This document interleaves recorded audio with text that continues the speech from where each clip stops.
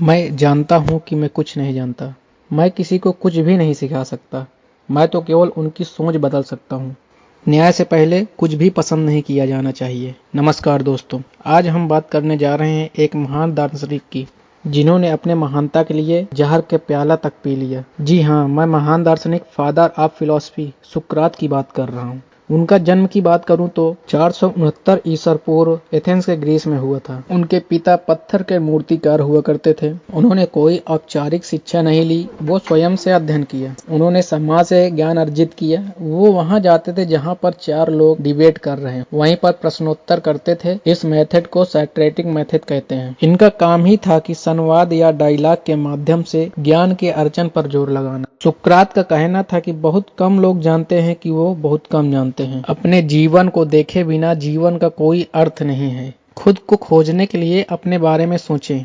जो व्यक्ति अपने अवगुण और दूसरे के गुण देखता है, वही महान व्यक्ति बन पाता है। अब चलते हैं दार्शनिक की दुनिया में। एथेंस अपनी लोकतांत्रिक व्यवस्था के लिए जाना जाता है, लेकिन जब एथेंस और स्पार्टा में लंबे समय से लड़ाई चली, इस युद्ध में स्पार्टा की जीत हुई और 400 ईसा पूर्व में एथेंस की लोकतंत्र खत्म कर सामंती व्यवस्था शुरू हुई। एथेंस पर 30 सामंतों ने कंट्रोल किया, जिन्हें नाम दिया गया 30 टायरेंट्स। इस समय सुकरात का सत्ता से टकराव शुरू हुआ यह कि एथेंस के एक जनरल पर मुकदमा चला। उस पर आरोप था कि युद्ध में मारे गए अपने साथियों का शव वापस लाने में नाकाम रहा। इस मामले में सुकरात को एथेंस के संसद में शामिल किया गया, जिसे कहा जाता था अक्लेसिया। यहाँ सुकरात ने इस मुकदमे का भरपूर विरोध किया और सैन्य जनरल की वकालत की। अब यह सत्ता 30 टायरेंट्स के हाथ में ही थी, इसलिए जनरल को मौत की सजा दे दी गई। इस घटना के बाद सुकरात की सत्ता से सीधा टकराव हो गया। इस घटना के 3 साल बाद एक और मौका आया। 30 टायरेंट्स एक और व्यक्ति को सजा देना चाहते थे। इस अन्याय में उस सुकरात को भी शामिल करना चाहते थे। इसलिए सुकरात को हुक्म दिया गया कि वो मुजरिम को घर से लेकर आए और संसद में पेश करें। सुकरात के अलावा 4 और लोगों को यह जिम्मा सौंपा गया, तो उन्होंने अपना काम किया, लेकिन सुकरात ने बेगुनाह को मृत्युदंड देने से इनकार कर दिया। अब यह हो गया सीधा राजद्रोह, जिसके लिए सुकरात को मौत की सजा मिल सकती थी, लेकिन इस घटना के कुछ वक्त बाद ही 30 टायरेंट्स की गद्दी से हटाकर